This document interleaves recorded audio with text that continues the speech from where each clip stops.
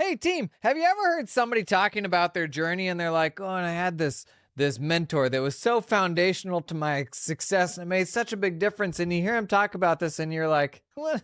That sounds really nice. I wish I had one of those." I know I've felt that way. So today we're talking about mentorship. How do you get a mentor? Track them down.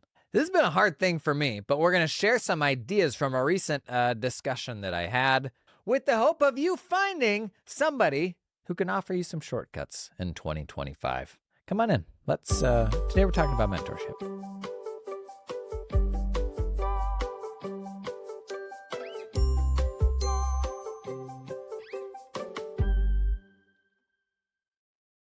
I ran a little meetup in Boston late last year. It's actually super fun, like this last minute thing that we put together. Bless your hearts, like 35 people turned up.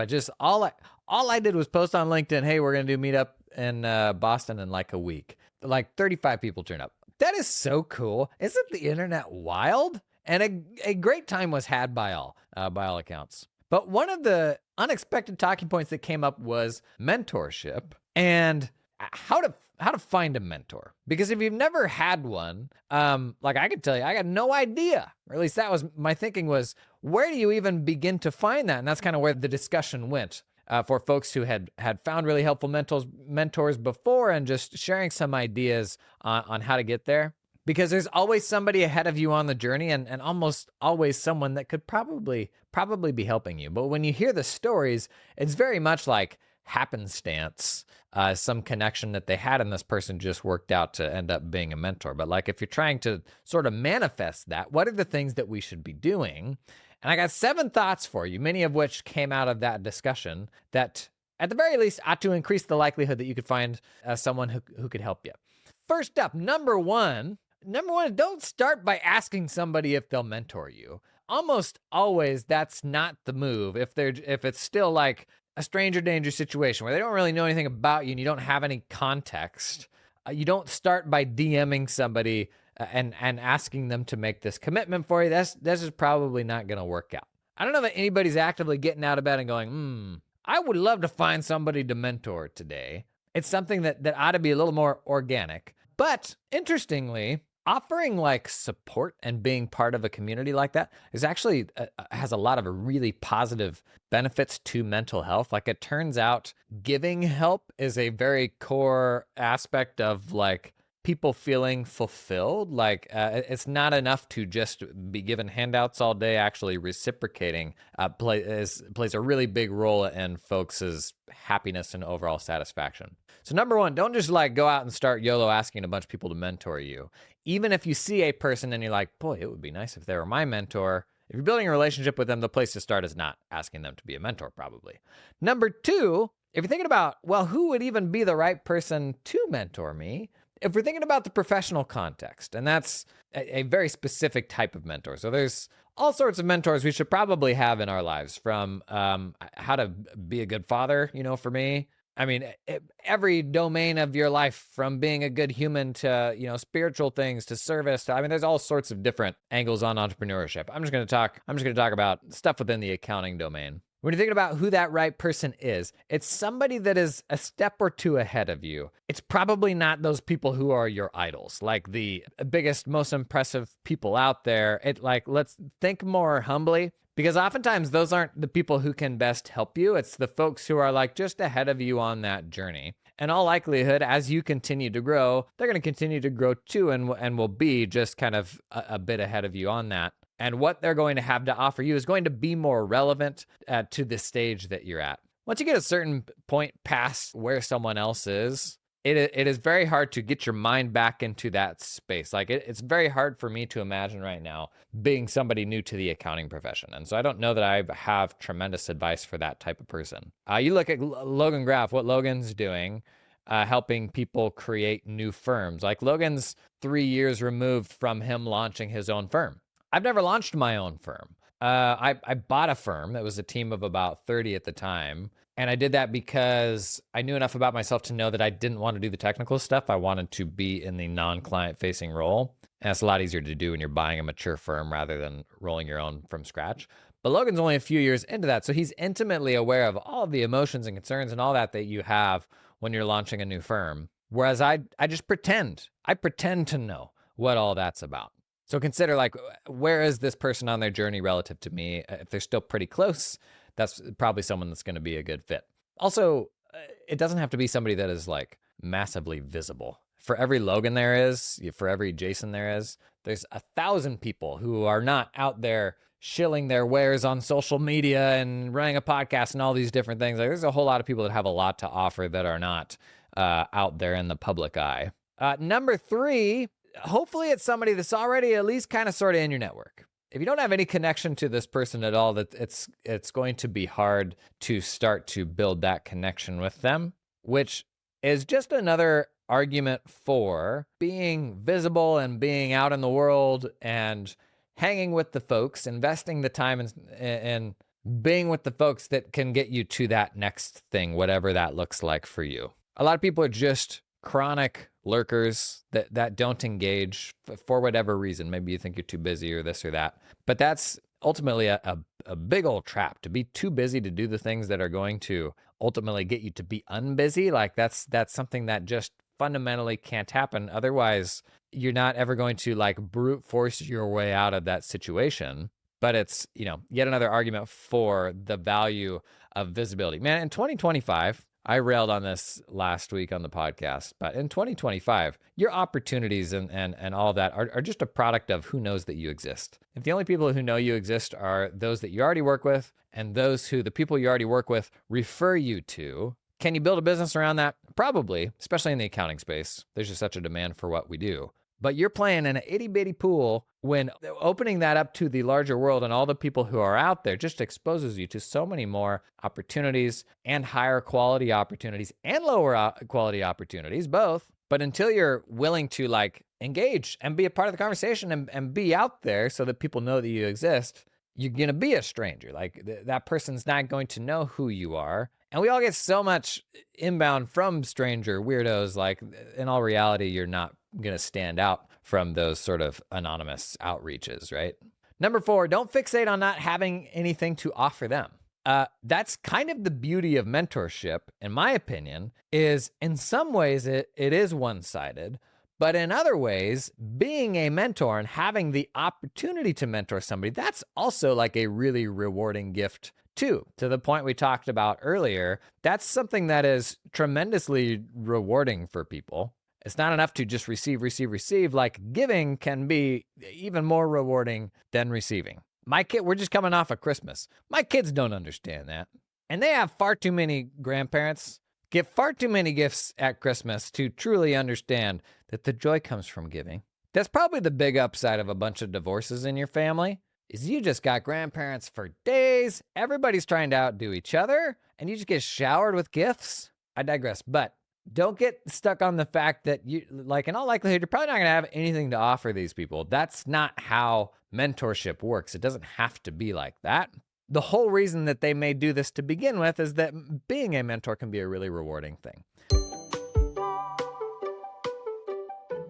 This episode is sponsored in part by LiveFlow. Hey, it's New Year's time. People turning up to the gym in record numbers. And if you ate like I did over the holidays, oh boy, is it time to cut back. I'm not proud, but you know one area of our firms that we don't talk about being lean enough with? The information we put in front of our clients.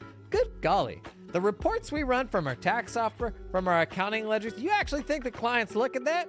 They sure don't. I can't even get them to read my email, let alone go through a 60-page report. And so if that balance sheet and profit and loss is not something that your client's actually going to make sense of, or God forbid, the report from, I don't know, your tax planning software, your B&A, gross. If they're not going to make sense of that, maybe it's time for a better way to put information in front of your client, aka LiveFlow's new financial dashboards. They can be as sweaty or as simplified as you like. You can connect them with a QBO or a Xero file so they'll pull that data in automatically, and you can augment them with any sort of additional information you want to. I'm a big Notion nerd. It's the closest thing I've seen to Notion for financial stuff. Pretty cool. Okay, we did actually a demo of the new financial dashboard stuff on the YouTube channel recently. Just go search Jason on Firms LiveFlow Simple Financial Dashboard YouTube video. Just pop that in the YouTube search bar, you'll find it. Or check out the link down in the show notes. This episode is sponsored in part by Team Up, the people who help you find talented accountants in the Philippines, but hire them directly. Very common progression I see from firms who lean into offshore hiring for the first time is they turn to like some offshore megacorp. And it's like this big skyscraper where they put folks in there and they're maybe scared about security things and all that. Understandably, the first time they work with people offshore and they're like, oh yeah, give me this big sanitized environment where they like strip search everybody before they go into work at the beginning of the day and they leave. And it's like, this is fundamentally more secure than the way that we do our work onshore. Like, I can understand how this works. But before you know it, you're paying this group you're paying them as much money to employ those people as you're actually paying the people. And when 50 cents of every dollar that you pay goes to some other company instead of the actual person you employ, that's just a bummer, man. That's just a bummer. So a lot of firms I know transition to just hiring people directly. That is what Team Up specializes in. No middle people. You're just engaging that person to work with you the same way you would somebody onshore. And 100% of that money is going straight to the person. $100 out of your pocket, $1 into their pocket. Guess it wouldn't be $1, it'd be whatever the local currency is. You get the idea. To learn more about Team Up, check out a link down in the show notes. Thought number 5, when you do it, when you make the ask. Oh, when you do that scary thing, get specific about 2 things, about the scope of what you're asking them to do. If I just say, hey, Mike, are you willing to be my mentor? The answer is probably going to be no, because they have no idea what that means to you. And it's almost like putting a name on maybe this might be a bigger thing for dudes. I can't speak to how this is for anyone who's not a dude, but I could definitely say for dudes, like putting a name on the relationship makes it kind of weird and kind of uncomfortable, right? But it is worth both defining the scope, like, hey, would you be down to talk once a month? But also 2, be specific about your goals. Because if somebody says, yes, I will mentor you, they are assuming some pressure to ensure that they can actually be helpful, which you're probably not thinking about when you're asking that person, hey, will you be my mentor? What they feel on the other side of that is like, eesh. It's 2 things. It's, do I want to make that commitment? But it's also, can I actually be helpful to this person? Like, we are all made of the same insecure molecules, where you somehow find what ought to be flattering, being asked to mentor somebody, you will still find a way to turn that into like, oh, can I actually be helpful to that person at all? Know that they're going to be dealing with that. And so if you can be clear about your goals and that person can see like, yes, that's something that I have at least a bit of mastery of, or I'm further ahead than that person, then I think it will be more likely that they will help you out. Just don't come in and say, will you be my mentor? Like, get more specific than that. Find a very low stakes way to start. And this probably should not be the first time. It definitely shouldn't. It should not be the first time that you've talked with them before. It's like, have you had some conversations and gotten a lot of value from it? Were the vibes positive? That's probably where you circle back and you're like, I feel weird asking this, but would you be down to do this once a month? Like, you are just, your experience is such a tremendous resource to me. There's like a degree of mentorship that's been missing in my development. I know this is weird, but would you be down to like hop on a call every month or so to just kind of talk through things? I specifically want to work on XYZ. And if that person feels like they have some capabilities there, or at least more capabilities than you, and at this point, maybe you have shown your ineptitude in those things, then it's much more likely that I think they'll be like, sure, happy to. Number 6, don't be afraid to shoot lots of shots. You miss every shot you don't take. As Abraham Lincoln said, we are such babies. We are so afraid of rejection, man. If you think of the compounding benefits of being less afraid of rejection and all the extra shots that you take between now and the end of your life, I know that we get this and we aspire to that. And we're like, I know, I should do more. So like, do it. Just do it. And then number 7, the last one, and this is probably the hardest thing, and then why you're a little sweaty right now. What makes you nervous about it, as much as you can, try not to be afraid of them saying no. Is a person really going to think badly of you if you ask them to be your mentor? Imagine if you're on the other side of the coin. Someone that you've chatted with a couple of times comes to you and they're like, I super respect like your brain and the things that you know. And is there any way we could do this kind of on a standing basis? And I could pick your brain and I just feel like I need a mentor right now. If somebody asked you that, what would your reaction be? It'd be a whole bunch of things, right? It would probably be flattery. It would be imposter syndrome. Like, buddy, if you knew all the things that I don't know, you surely wouldn't be asking me this. It would be, honestly, probably a little bit impressed by that person that they just did that scary thing and asked. Wouldn't you be? Like, I think in most cases you would be like slightly impressed that they had the gumption to make that ask. So you know what they won't think? They won't think badly of you if they say no. And that's our fear, is that we're going to ask that person and they're going to be like, no, dummy. They're not going to do that. And if they did, you wouldn't want that person to be your mentor anyways, right?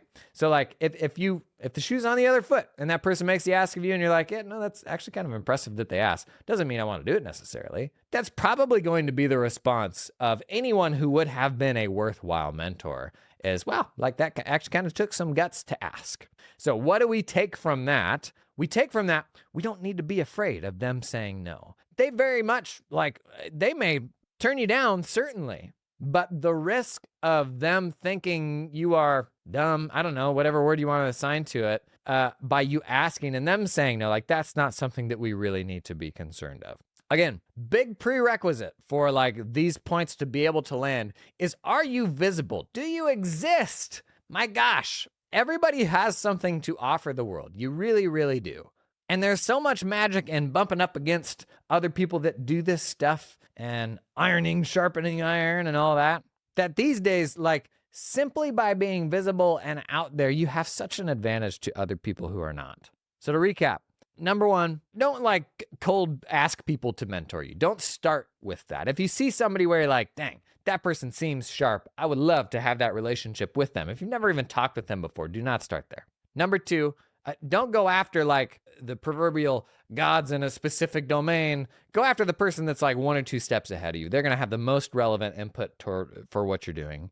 Number three, in a perfect world, they're already kind of in your network. And if they're not now, find a way to get them in your network. Like, who else are they connected with? Are you hanging out in the same crowds? Those are going to be the best people anyways, because you kind of already have that common thread. If you see somebody with like, a thought leader on LinkedIn or podcast or some sort of creator, maybe a speaker, somebody going around and doing this stuff. If you don't know anything about them, honestly, a lot of those people are maniacs. Take it from me. Like they are not all good people. They are not all what they would seem to be in terms of their expertise and their capabilities of doing the things that they're talking about doing. And if you don't have any connection with them to where like, you're kind of hanging around with the same people, and the reality is you don't know enough about them to know would they actually be capable of doing this or not. There is, and you know this, but there is such an abundance of BS thought leadership, even in our space, in all spaces, I imagine,